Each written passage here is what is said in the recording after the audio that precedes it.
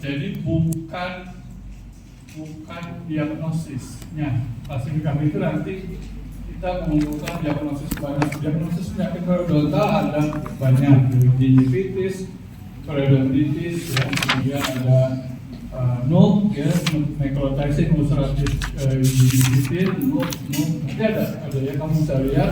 Nah, itu nanti kita kumpulkan, ya. Nah, kita kelompokkan tadi berdasarkan jenis penyakitnya, gambaran klinisnya. Nah, khusus klasifikasi ini, pemerintah Indonesia juga menerbitkan yang namanya ICD. ICD itu bukan Indonesia, internasional, ya. Kita memakai itu, jadi kita mengacu. Nggak hanya di kedokteran gigi, ya, di semua bidang kesehatan kita sekarang pakainya ICD. Jadi kalau nanti mungkin kamu baru lulus kemudian praktek di rumah sakit, nanti ada tuh kalau sistem rumah sakitnya dia akan meminta ICD. Nah, itu ICD-nya nanti udah pakai yang terbaru. Jadi nanti kalian juga mau diupdate, ya, ICD berapa yang terakhir. Nanti kalau kalian lulus beberapa tahun lagi, mungkin ICD-nya sudah naik ke ICD 11, ya. Tapi sampai saat ini kita masih pakai ICD 10, ya, ICD Deluxe. Nah, kembali ke tadi ke penyakit periodontal, kita mengelompokkannya berdasarkan apa? Nah, di sini kita lihat. Pertama ada variabelnya 1, 2, 3, 4, 5, 6. Ya. Pertama kita lihat kita mengelompokkan berdasarkan jenis kerusakan, ya. Contohnya kehilangan pelekatan klinis atau kita sebut bahasa umumnya loss attachment, kemudian kerusakan tulang. Kemudian kita bisa mengelompokkan berdasarkan keparahan kerusakan, ya, ringan, sedang atau berat. Juga kemudian potensial patogennya, kemudian berdasarkan inflamasi, usia pasien juga bisa kita klasifikasikan, dan tentu luasnya itu contohnya kayak lokalis atau generalis gitu, ya. Nah, kalau khusus perio sendiri dari tahun 1820 sudah diterbitkan klasifikasi ini oleh si Black, ya, terus berlanjut 20 sampai 70 oleh Gottlieb. Nah, terakhir kita lihat di sini 8999 AAP. Nah, jadi yang ini namanya klasifikasi lama, tetap di AAP, ya. Kalau ini kita sebutnya sudah klasifikasi baru. Jadi yang nanti kalian perlu pahami cukup yang dua ini aja, yang 99 dan 2017. Oke, nah beberapa penulis sudah membuat box ini, ya, di Karansa. Kamu bisa lihat di Karansa edisi 13 untuk memudahkan. Jadi klasifikasi periodontal itu untuk AAP 99 ini yang utama, ya. 1, 2, 3, 4, 5, 6, 7. Ini induknya. Jadi dia membuat klasifikasi dengan 7 item yang AAP 99. Apa yang pertama kita lihat itu gingival disease, yaitu penyakit gingival. Gingival itu apa sih? Kalian sudah belajar anatomi dapat, ya. Jaringan periodontal, gingival, cementum, yang kelekatan, kemudian ada tulang. Pertama ialah penyakit gingival. Dikelompokkan lagi penyakit gingivalnya itu berdasarkan apa? Pemicunya, ya. Plak, virus, atau non-plak. Kemudian penyakit gingival ini kalau tidak dirawat, tidak diberikan terapi yang baik, akan berkembang menjadi periodontitis, ya, kerusakan tulang, ya, sudah ada kerusakan tulang makelar. Nah, dia membaginya berdasarkan apa? Kalau periodontitis dia buat ada kronik dan ada agresif, ya. Kemudian ada juga periodontitis karena manifestasi penyakit sistemik. Tapi yang umum biasanya kalau nanti kamu mungkin ujian atau ditanyakan, biasanya dua ini, kronik dan agresif. Ini yang sering keluar, kronik dan agresif. Dan mereka hanya dibagi menjadi localized dan generalized, ya. Localized kalau kita dibatang giginya kurang dari 30.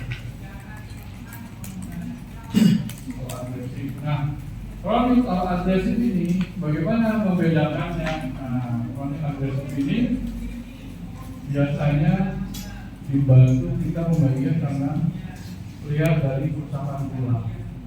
Dua-duanya kan preventif, pasti ada kerusakan tulang. Tapi kapan terjadinya? Nah, kalau kronik biasanya slow progression, ya, kerusakan tulangnya standar atau lambat.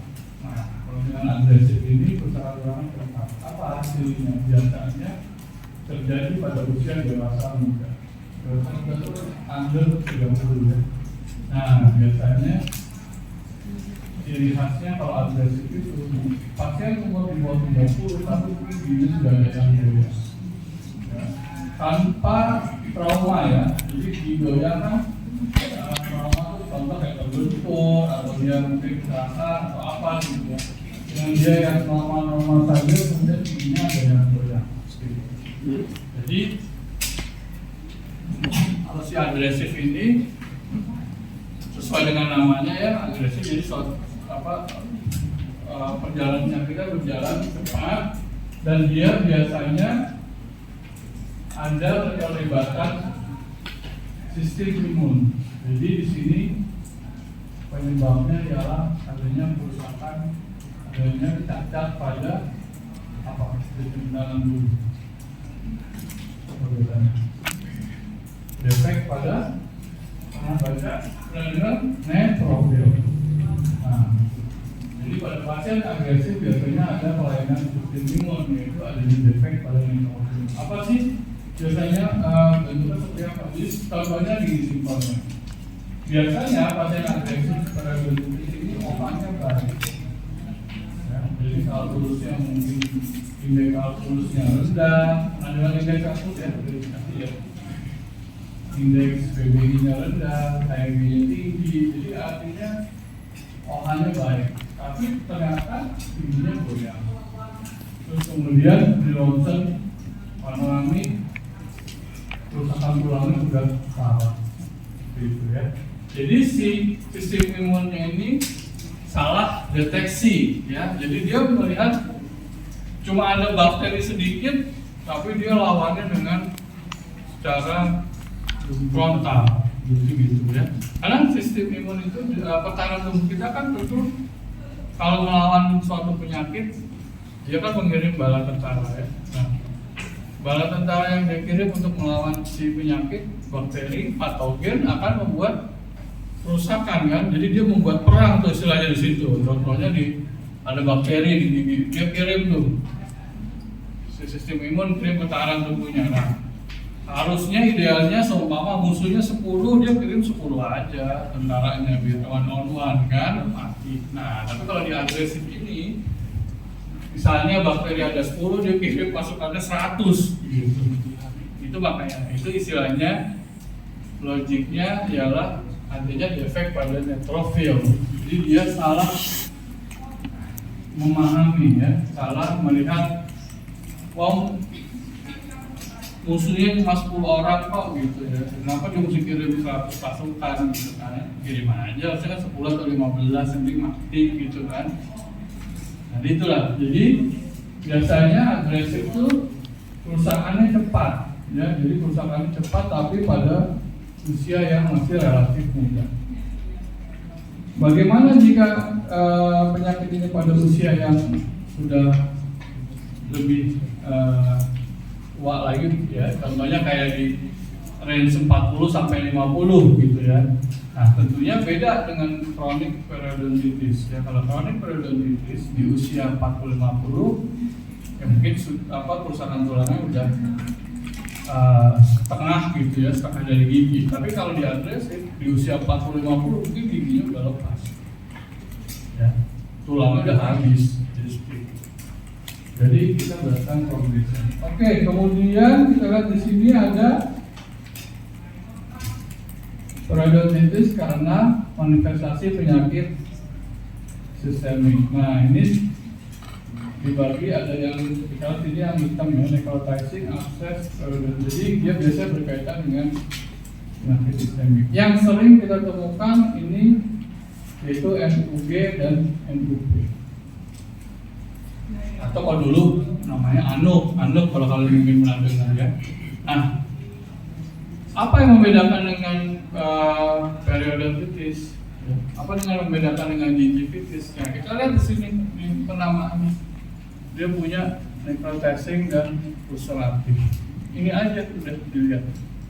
Necrotizing, ulceratif itu jadi gingivanya mengalami nekrotik. Apa cirinya? Yaitu adanya membran putih keabuan dan juga bentuknya tidak beraturan. Ya. Jadi kalau di atas, di kronik dan agresif, gingiva masih normal, ya.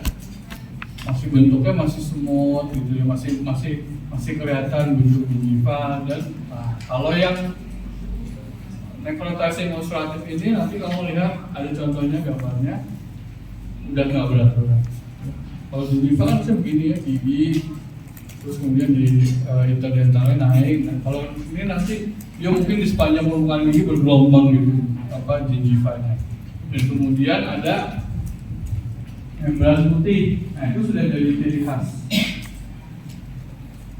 Jadi hati-hati nanti untuk mendiagnosis. Oh iya. Jadi kalau yang diagnosis itu yang ini ya, tulisan hitam.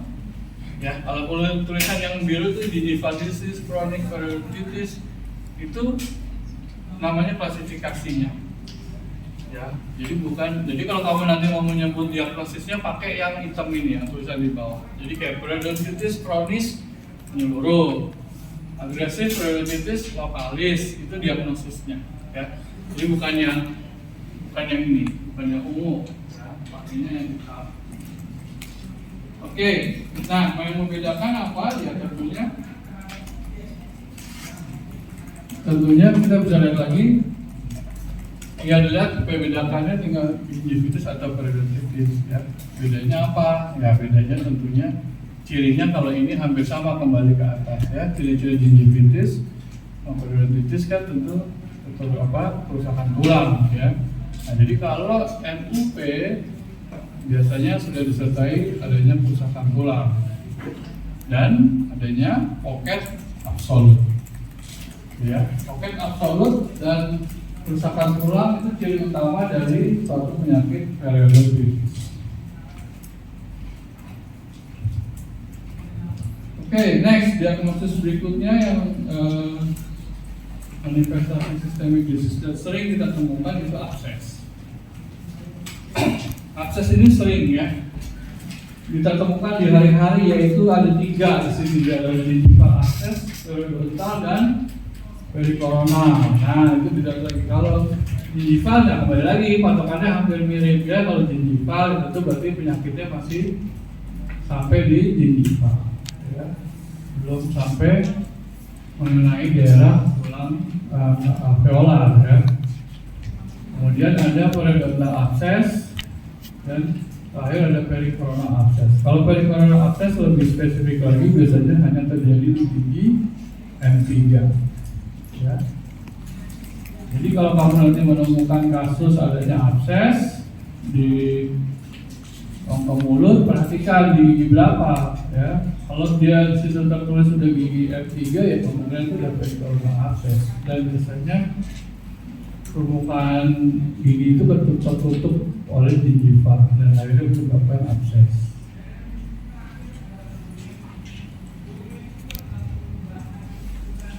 Kalau gingival abses tentunya ya balik seperti namanya ya, jadi tidak ada kerusakan tulang. Jadi biasanya dia kelainannya hanya ada sampai di margin gingiva. Dan dengan adanya abses ya tentunya ada fluktuatif, ya, ada cairan, ada pus, dan biasanya gingivanya membengkak ke arah koronal.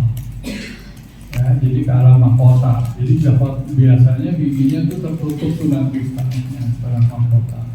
Ada bengkak. Nah, ini penyebabnya biasanya kalau masih gingival abses disebabkan oleh benda asing, ya. Contohnya kayak makanan, duri, atau kalau lagi makan, atau tergigit sesuatu, atau ketusuk sesuatu di gingivanya. Nah, kemudian timbullah abses.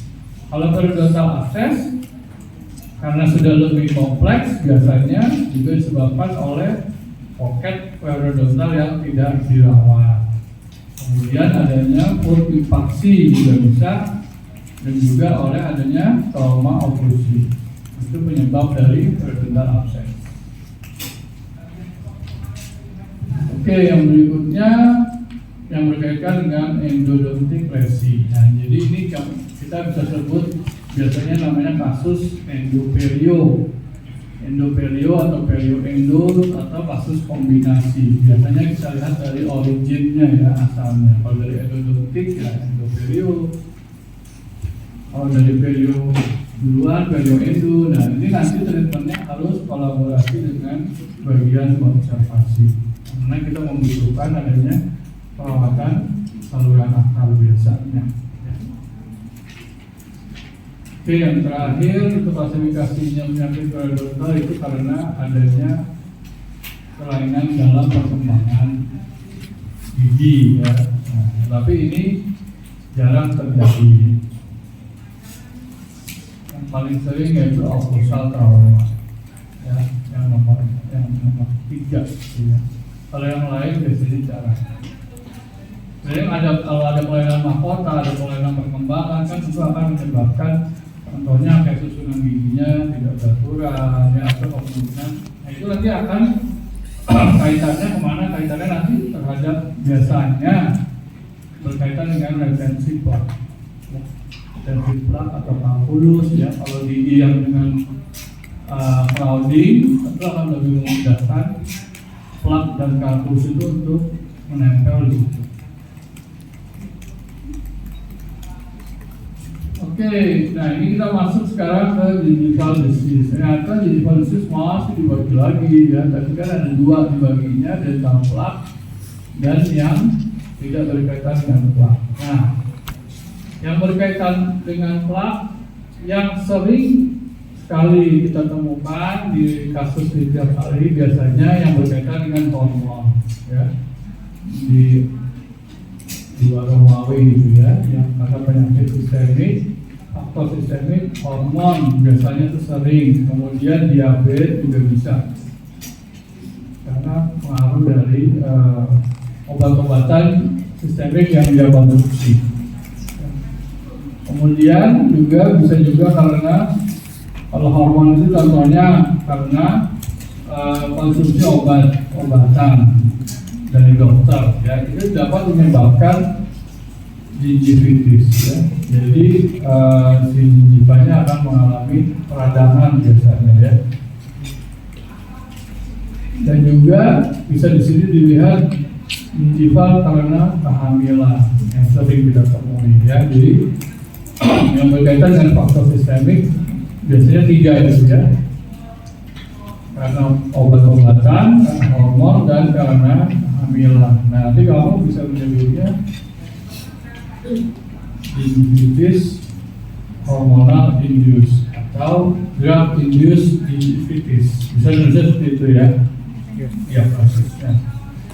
Oke, kemudian gingivitis juga bisa ditemukan karena malnutrisi.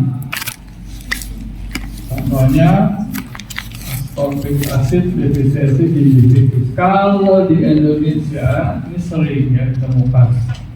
Case-nya banyak.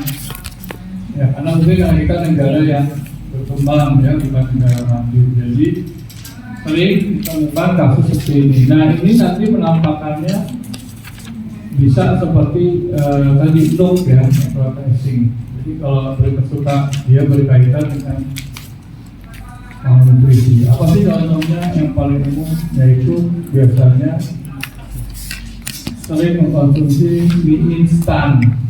Ya, ada pasien pernah datang usia 14 tahun SMP, kata orang tuanya maunya tiap hari makannya mie instan. Ya, tiap hari itu dia makan katanya anaknya. Nah akhirnya apa? Akhirnya dia kurang nutrisi, ya. Badannya kurus, terlihat tidak sehat. Nah ketika dicek mulutnya terjadi gingival disease, ya, gingivanya membulat, membengkak, ya, kemudian sakit, tentu. Nah itu. Jadi malnutrisi yang sering terjadi seperti itu karena di Indonesia penduduknya kan bervariasi ya. Itu ya berkaitan dengan plak. Yang tidak berkaitan dengan plak, nah biasanya penyebabnya bakteri, virus, seperti itu ya, atau jamur seperti itu, atau juga karena alergi dari bahan material, contohnya apa, bahan sambal, ya, kemudian pasta gigi, atau kemudian mouthwash ya. Dan juga ada beberapa pasien ditemukan alergi terhadap metal ya, logam. Jadi berkaitan dengan apa? Berkaitan dengan alat yang dokter pakai, alat yang kita pakai ya, alat standar itu. Jadi ketika di alat itu masuk ke mulutnya, dia langsung menyebabkan lesi. Nah, itu sering juga ditemukan ya. Sudah.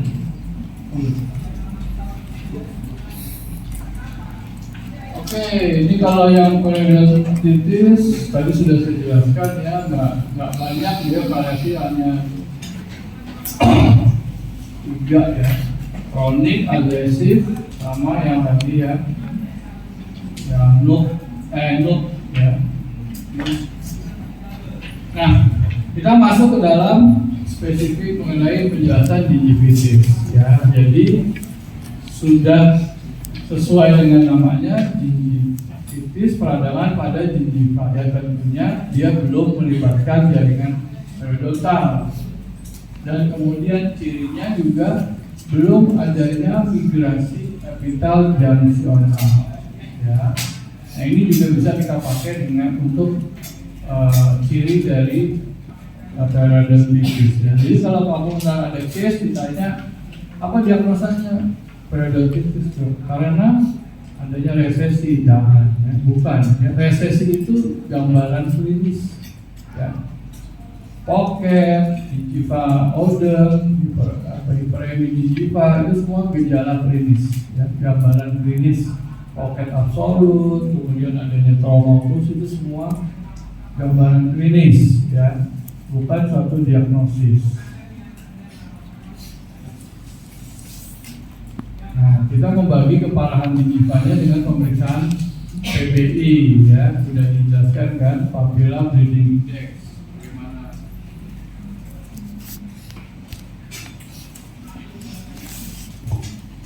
Konsistensinya, nah kita lihat di sini, ketika gingiva mengalami peradangan, dia akan terbagi menjadi 2.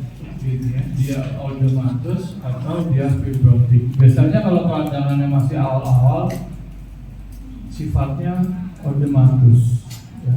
Jadi kalau sudah berjalannya waktu, sudah lama, dia akan berubah menjadi fibrotik.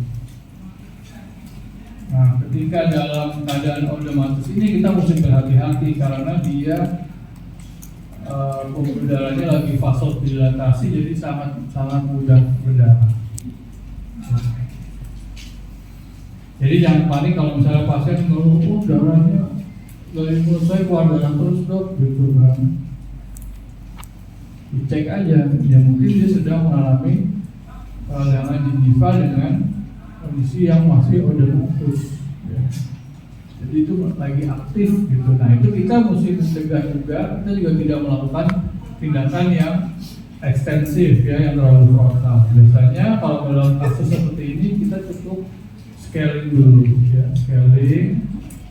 Bahkan untuk planning kita hindari dulu scaling. Kemudian pasien bisa kita berikan dengan mouthwash ya, mouthwash yang biasanya mengandung chlorhexidine ya, atau juga pakai dengan yang mengandung H2O2 ya, karena dia akan ikut membantu meredakan infeksius dari si bakteri. Setelah dia sudah melakukan pengobatan, baru the next kunjungan lihat lagi kondisi gingivanya. Nah, ini kita bisa mencantumkan tindakan apa ya, kalau dia gingivanya besar, ya kita bisa lakukan gingivektomi, tindakan mudah ya. Atau jika gingivanya sudah meredah, sudah mengarah ke bentuk normal, ya sudah kita cukup observasi. Nah ini contohnya gambaran klinis. Jadi ingat lagi, gambaran klinis bukan diagnosa ya. Gambaran klinis itu suatu keadaan klinis yang terdapat pada gingiva. Gambaran klinis ini bisa dikeluhkan oleh pasien, bisa juga tidak.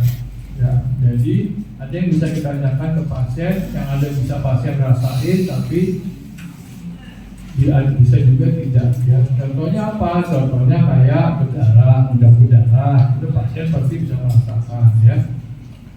Terus kemudian gingivanya membesar, papil dental membulat, itu juga mungkin pasien bisa melihat ya dari mulut dari dia gusi saya bengkak ya, pasien bilangnya bengkak ya, itu padahal bukan bengkak, dia membesar. Itu salah satu tanda peradangan gingiva. Oke, kemudian, nah ini contohnya.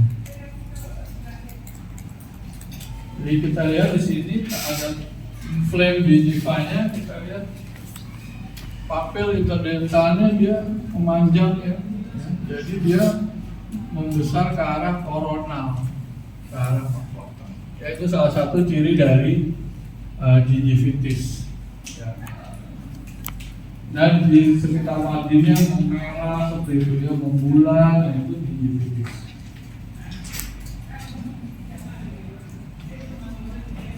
Nah kalau tadi ketemu gingivitis kemudian pasien tidak dirawat, ya akan tentu berkembang penyakitnya ya. Jadi kita berkembang ke arah jaringan periodontal pendukung. Nah akan terjadi apa di sini? Akan jadi kerusakan ya pada sementum, pada ligamen periodontal, dan juga pada tulang alveolar. Dan di sini akhirnya terjadilah yang namanya migrasi epitel junctional ke arah apikal. Ini merupakan ciri utama dari periodontitis ya. Gambaran klinisnya, nah seperti kita lihat hampir mirip-mirip dengan gingiva, hati-hati. Tapi tentu kita lihat lagi perbedaannya ya tentu di mana, di pocket periodontal. Ya. Kalau dari atas sampai bawah kan hampir mirip semua. Ya. Tapi di pocket periodontal, nah itu yang membedakan dengan gingiva. Kalau gingivitis, pocket gingiva ya, dia bergerak pembesaran pocketnya ke arah gingivanya ke arah koronal. Nah kalau ini biasanya marginnya gingiva bergerak ke arah apikal. Jadi mungkin nanti bahasanya hati-hati ya. Bisa dibilang migrasi epitel junctional, bisa juga dibilang pergerakan margin gingiva, bisa ya. Misalnya ada case nanti pergerakan margin gingiva ke arah apikal gitu. Berarti itu gambaran klinis suatu periodontitis. Nah, itu tadi gambaran di gingiva ya, mengenai gambaran. Nah ini sekarang untuk berkaitan giginya. Nah biasanya seperti ini, keadaan yang kita temukan pada suatu kasus periodontitis ya. Yang sudah ekstrim, periodontitis yang sudah parah, biasanya akan terjadi goyangan ya. Karena goyang apa? Kegoyangan itu kalau kamu lihat kayak pohon ya, contoh kayak pohon kan ada tanah di dalam, nah, pohon itu gigi, tanahnya itu gingivanya ya. Kalau di bawahnya terjadi kerusakan kan tentu pohonnya akan lumpuh, sama seperti gingiva ya. Akan terjadi kegoyangan kalau tulang alveolar yang ada di sekeliling giginya sudah mengalami kerusakan. Jadi dia tentu tidak ada yang megangin lagi ya di gigi ini.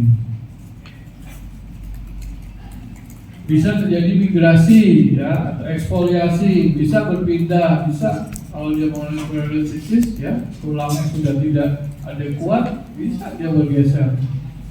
Dan sering yang kita temukan ialah ekstrusif ya. Jadi kalau mengalami periodontitis biasanya kalau gigi bawah bisa naik ke atas, atau gigi atas bisa turun ke bawah. Nah yang berikutnya sering dirasakan juga, nah ini bisa dirasakan oleh pasien, yaitu hypersensitif. Jadi hypersensitif bisa disebabkan oleh berbagai macam penyebab ya. contohnya resesi, ya, kemudian karena terbukanya margin, ya, kayak market scaling, marginnya terbuka, itu bisa menyebabkan hypersensitif. Dan ternyata hypersensitif juga merupakan salah satu gambaran klinis penyakit periodontitis. Kenapa kira-kira? Kenapa?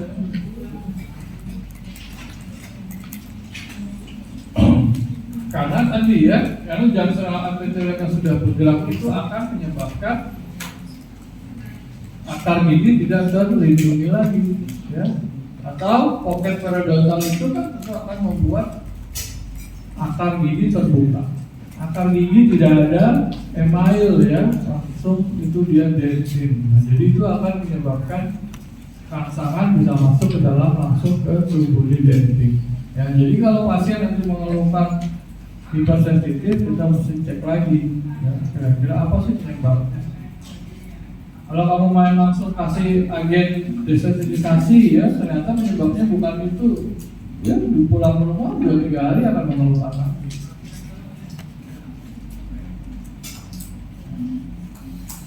Jadi mesti cek, oh ternyata sering sekali dijumpai seperti itu, ternyata ada pocket dalamnya, ya, kamu mesti treatment dulu pocketnya tersebut.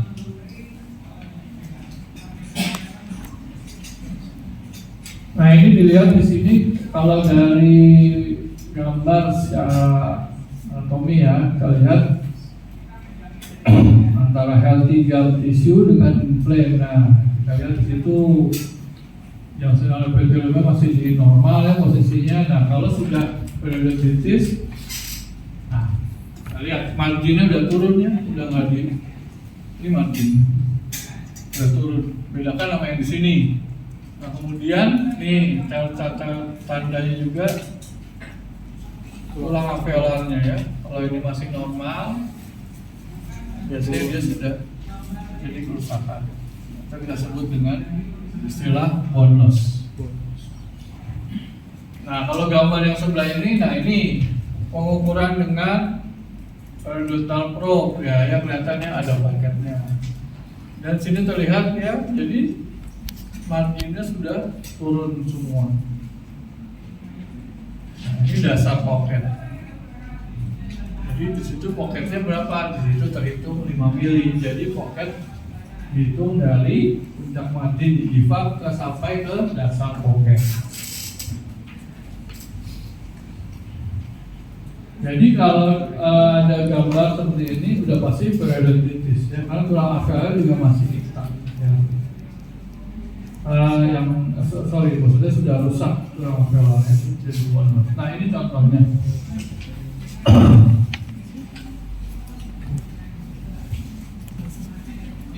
Ya, gambar sebelah kanan yang masih ada kalkulusnya.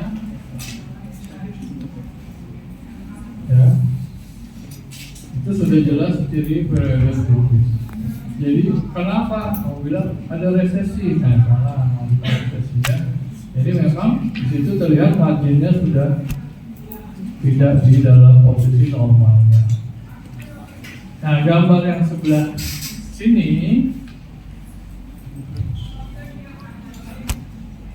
apakah dia mengalami periodontitis? Bisa ya, bisa tidak. Karena ini gingivanya tampak normal. Ya, tapi dia ada resesi. Iya, jadi artinya apa? Dulu dia bisa mengalami periodontitis. Nah, kemudian sudah ditelitikan, akhirnya terciptalah kondisi gingiva seperti ini. Ini gingiva sehat bisa. Kalau memang tidak ada tanda-tanda peradangan, tidak ada pocket, ya ini gingiva sehat. Tapi dia dulu mengalami periodontitis, ya, karena cirinya ada apa? Di sini yang terlihat marginnya sudah di vertikal, terus kemudian ada resesi. Resesi bisa kembali normal?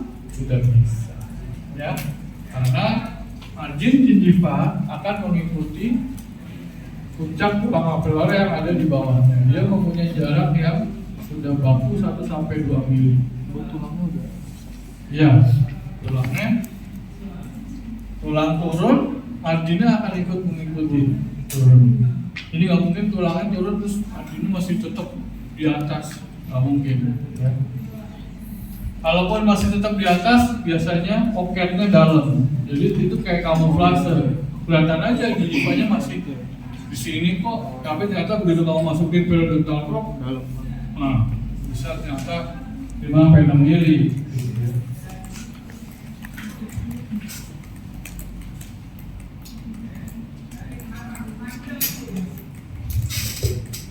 Ya, ini salah satu gambar lagi ya, adanya plak dan hapus ya. Untuk periodontitis ya, itu adanya pocket dan adanya kerusakan tulang.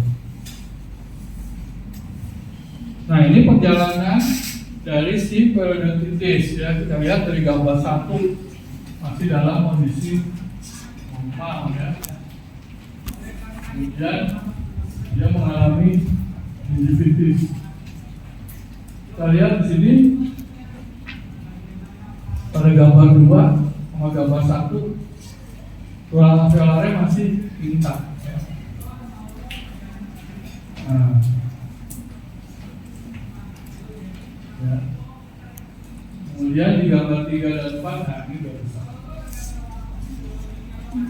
Walaupun gingivinya seolah masih normal, tapi ternyata tulang alveolar di bawah gingiva ini yang sudah mengalami kerusakan.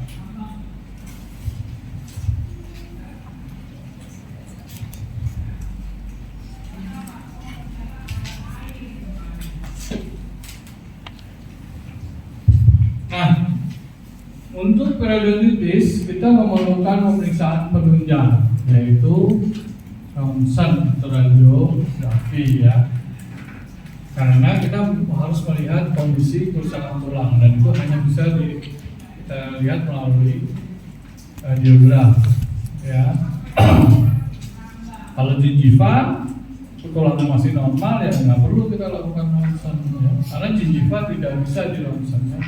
Dia translucent, nggak ada gambarannya.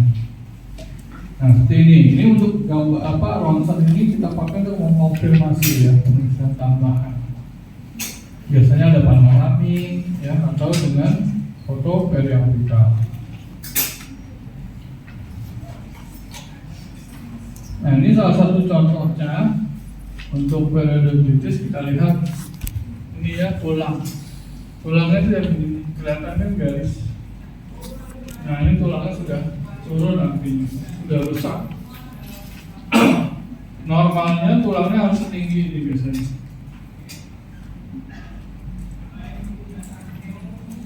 Ini salah satu contoh mengalami. Nah, bandingkan dengan agresif. Ini tadi saya bilang ya.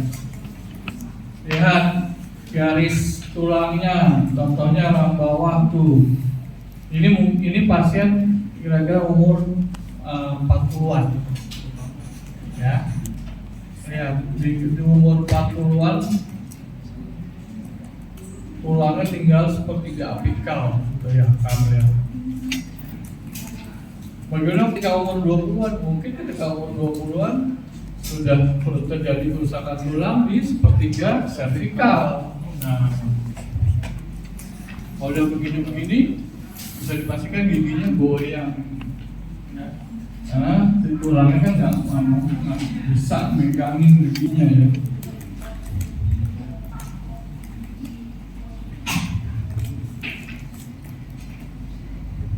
Nah, ini yang NUG. Yang sebelah kanan itu NUG ya. Yang sebelah kanan NUG. Kenapa NUG? Karena belum terjadi kerusakan tulang. Semua masih pada posisinya, marginnya. Ini depannya kita lihat. Tidak ada pergerakan margin ya. Tapi terjadi adanya gambar putih dalam sini. Nah, jika sudah advance dia berlanjut ke NUP. Nah, ini NUP.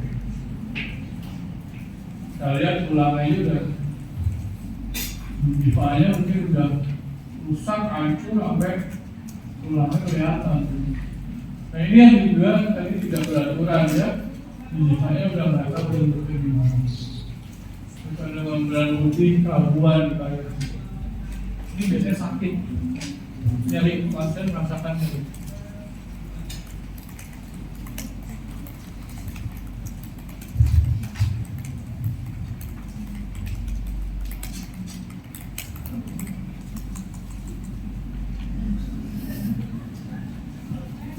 Oke, hanya sampai sini untuk materi saya. Ada yang mau bertanya mengenai klasifikasi AP99.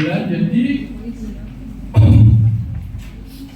box ini ya yang mesti kamu nanti. Nah, sebenarnya ini yang mesti kalian hafal, mesti kalian. Jadi kalau menemukan satu kasus balik ke